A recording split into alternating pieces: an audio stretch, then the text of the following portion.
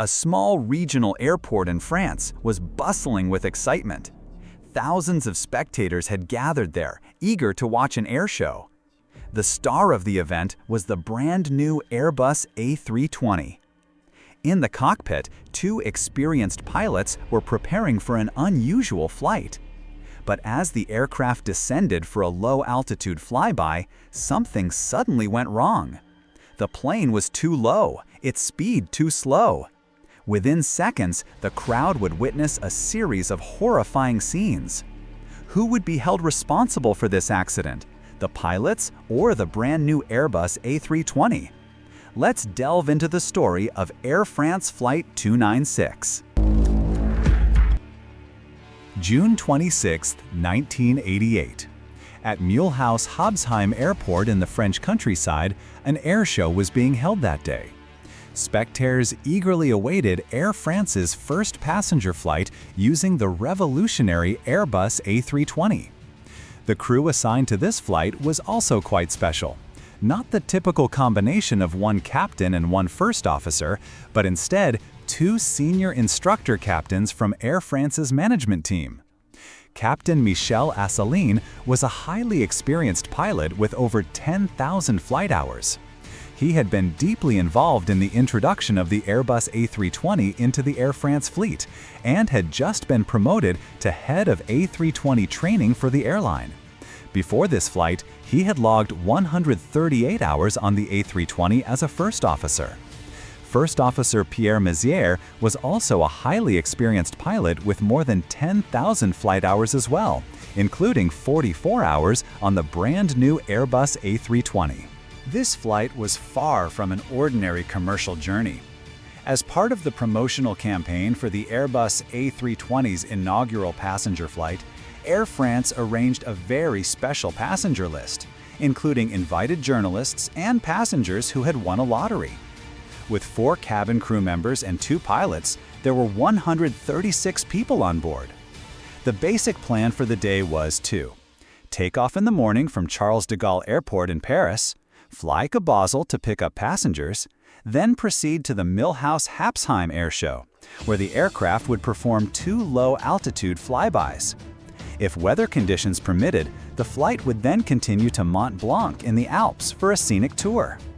On the day of the flight, the weather was mild, with light winds and favorable flying conditions. Air France's technical team had previously assessed runway 02 at the Habsheim Airport and concluded that it was not suitable for an A320 landing. However, they deemed a low-altitude flyby over the same runway to be feasible. On the morning of the flight, the pilots received a briefing pack from Air France staff, which included detailed topographic maps, visual flight charts, and the airport's approach procedures. However, crucial information was missing from the documents, such as the exact layout of the airport, the location of spectators, and the presence of any potential obstacles. Even worse, the flight crew appeared to have never communicated with the airshow organizers, and thus missed out on many crucial local details that might have changed the outcome. All of this meant the pilots were entering a complex environment, but were woefully underprepared. As the aircraft taxied for takeoff, the captain gave the first officer a brief overview of the flight plan. The first flyby would be flown at low speed and low altitude, with maximum flaps deployed to showcase the Airbus A320's ability to fly in landing configuration. The second pass would be flown by the first officer, executed at low altitude and high speed. They planned to disable the aircraft's flight envelope protection system, allowing the plane to fly steadily at maximum pitch attitude. Such a maneuver would no doubt leave a strong impression on the audience, but the decision to deactivate the Airbus A320's built-in safety system would lay the groundwork for the tragedy that was about to unfold.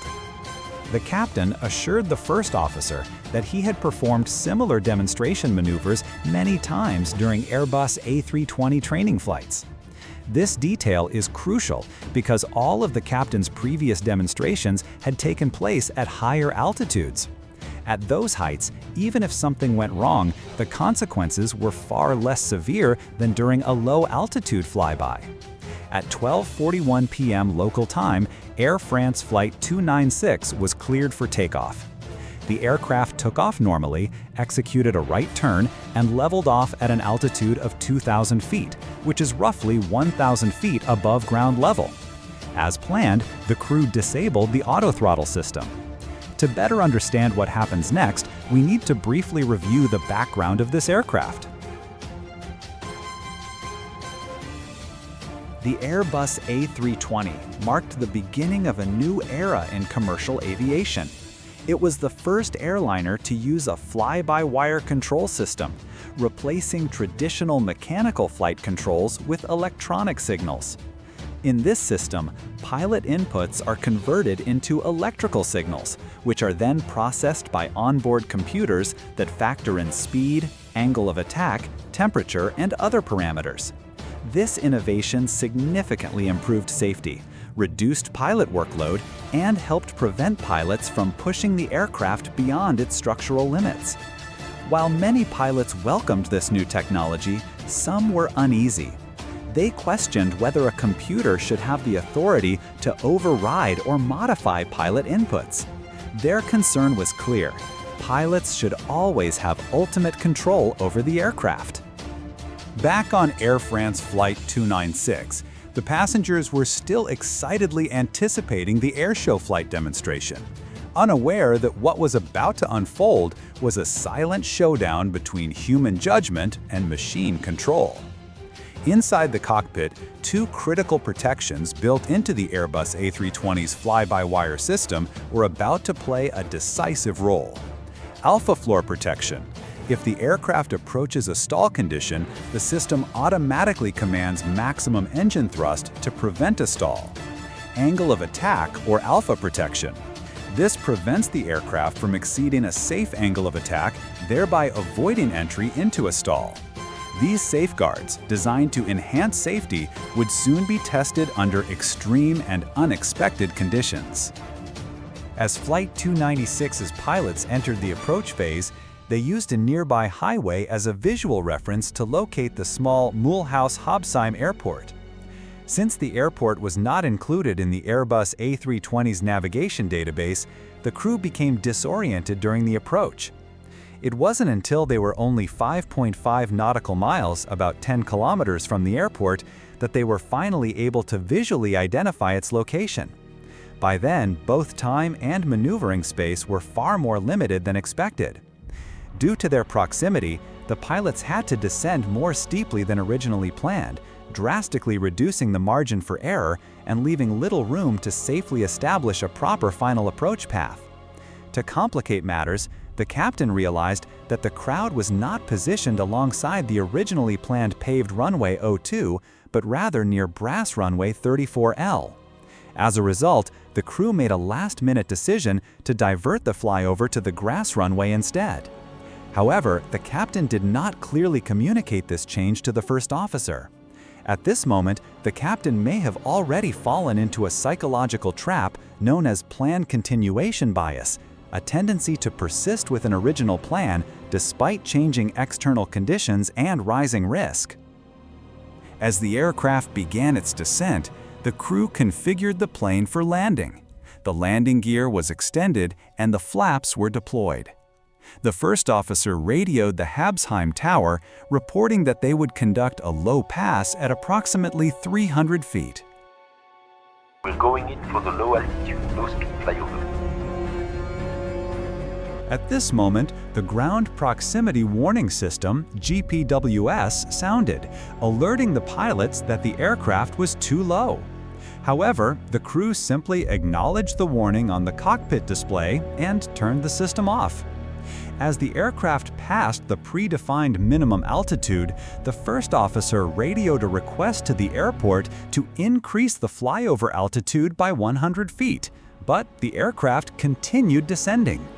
At this point, the plane was turning to align with runway 34R, with the engines still at idle and the altitude continuing to drop.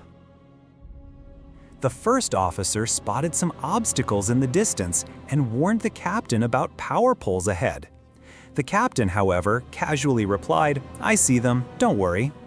But neither of them realized a far more imminent danger: the trees at the end of runway 34R, a crucial detail that had been completely overlooked in their pre-flight briefing.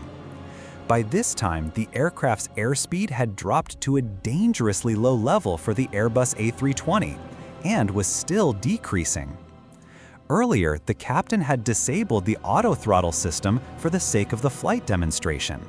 This meant that the function that would normally automatically increase thrust when speed dropped was now unavailable. At an extremely low altitude, just about 30 feet above ground, the aircraft entered a phenomenon known as ground effect. A cushion of air forms beneath the wings, temporarily boosting lift. This illusion of increased performance can mislead pilots into underestimating how dangerously low and slow they really are. Crucially, the ground effect would not have been experienced during the captain's previous high-altitude training flights, leaving him unprepared for its consequences here. At last, Captain Michel spotted the imminent danger ahead. He suddenly pushed the throttle to full go-around power, completely abandoning the originally planned gradual flyover maneuver. However, jet engines, especially the large turbofan engines like those on the Airbus A320, do not respond instantly when throttling up from idle to maximum power. Precious seconds slipped by as the engines only slowly began to spool up. 3 seconds later, the captain pulled back on the side stick, attempting to raise the nose. But then came a tragic irony. The A320's advanced flight protection system now became an obstacle. Since the angle of attack had already reached its maximum limit of 15 degrees and the airspeed was dangerously low, the angle of attack protection system prevented the aircraft from pitching up further, a safeguard designed to prevent an aerodynamic stall.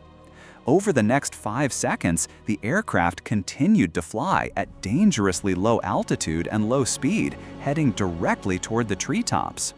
Although the engines were spooling up, they had not yet reached full power. At 12:45 p.m., Air France Flight 296 collided with the tops of the trees. The fuselage made first contact with branches and leaves, some of which were ingested into the engines, causing engine failure. In an instant, the right wing was torn apart, and leaking fuel ignited immediately.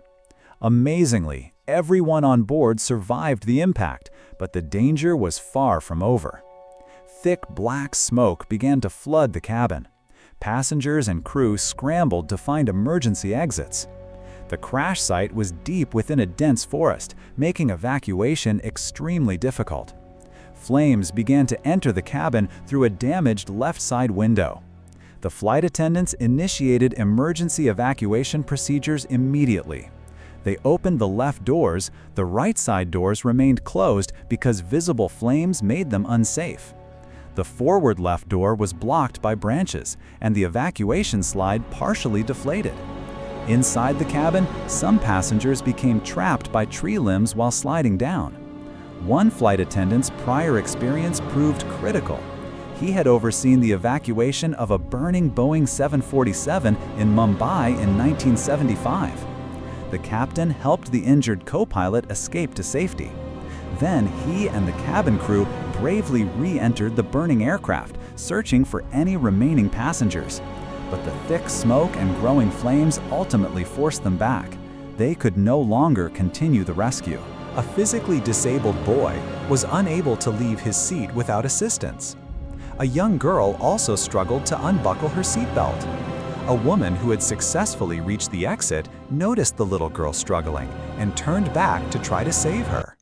Tragically, all three were overtaken by thick smoke and did not survive. Out of the 136 people aboard Air France Flight 296, 133 survived, but 3 lives were lost. The investigation into the crash became nearly as controversial as the crash itself. It was led by a French accident investigation board appointed by the Minister of Transport. But unusually, the investigation was headed by a fellow Air France A32 pilot, raising serious concerns over potential conflicts of interest. In the aftermath, conspiracy theories abounded. ranging from deliberate sabotage to claims that Airbus or Air France were covering up the truth. Some even suspected that evidence had been tampered with. The investigation team, led by Claude Bechet, arrived on scene quickly. Within just a few hours, they had already secured 3 key pieces of evidence: the cockpit voice recorder, the flight data recorder, and a high-quality video of the crash filmed by a French ground-based cameraman. The final report concluded that the accident was caused by a combination of multiple factors. The crew executed a very low-altitude flyby, at a height lower than surrounding obstacles and even below the originally planned 100 feet. The aircraft was flying at an extremely low speed, which continued to decrease in an attempt to demonstrate the aircraft's maximum angle of attack. The engines were still at idle power, and the go-around decision came too late, resulting in insufficient engine response. The report also noted that if the pilots did not intend to fly that low, then they likely failed to recognize or properly respond to the altitude warnings and alerts provided by the aircraft's systems. A core finding of the investigation was that the flight plan had been hastily prepared, less than 48 hours before the airshow, and crucial information about the airport was entirely missing from the flight documentation. There was no communication between the pilots and the airshow organizers, resulting in a critical lack of local flight information. The planned flyby altitude of 100 feet was far below the French national regulations, which require a minimum of 500 feet for such maneuvers. In the years following the accident, Captain Michel Asselin and lead investigator Claude Bechet gave multiple interviews, most notably in the documentary series Mayday, also known as Air Crash Investigation. Michel Asselin consistently maintained that the crash was due to technical malfunction, not pilot error. He made 3 key claims. The altitude misjudgment was not a human error. The engine thrust response was delayed. The fly-by-wire system overrode pilot input, implying the system took control. Bechet later refuted these claims. In a flight reconstruction, he showed that the nose-down input was most likely the result of the stall protection system operating as designed, not due to a system failure.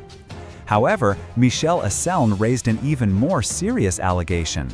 He claimed that the black box presented at his trial did not match the one shown in initial crash site photographs, suggesting that evidence had been tampered with. This accusation, however, was never substantiated by the investigators or the French judicial system and was not accepted as credible. The French judicial system ultimately upheld the conclusions of the official investigation and handed down a series of controversial convictions. Captain Michel Asselin was initially sentenced to 6 months in prison for manslaughter due to negligence. However, after he appealed, his sentence was increased to 10 months. First Officer Pierre Mazières received a 12-month suspended sentence and was also fined. 3 additional defendants were found guilty as well, including 2 Air France officials responsible for flight preparation and an airshow organizer. They were given suspended sentences. These rulings triggered widespread controversy. Many argued that the convictions were intended to shift blame onto the pilots and organizers, diverting attention away from systemic or technical shortcomings, especially in the aircraft's automation systems. Captain Michel Asselin, in particular, remained unwavering in his defense. He consistently claimed he was wrongfully convicted and believed that officials had concealed the truth behind the crash. After his conviction, he dedicated much of the rest of his life to fighting what he considered a grave injustice, attempting to clear his name. The aftermath of Flight 296 sent shockwaves through the aviation industry. Air France faced immense public and regulatory pressure. Foreign aviation authorities subjected Air France's pilot training and operational procedures to rigorous scrutiny. As for Airbus, although it was cleared of technical fault, its new technology, particularly the fly-by-wire system, faced public skepticism in the wake of the crash. However, in the long term, the Airbus A320 ultimately proved itself to be one of the most successful aircraft in commercial aviation history. Its revolutionary fly-by-wire control system, once controversial, was eventually widely embraced by the aviation industry and went on to become a new standard in aircraft design. The A320 family also established an excellent safety record, comparable to that of other leading modern jetliners.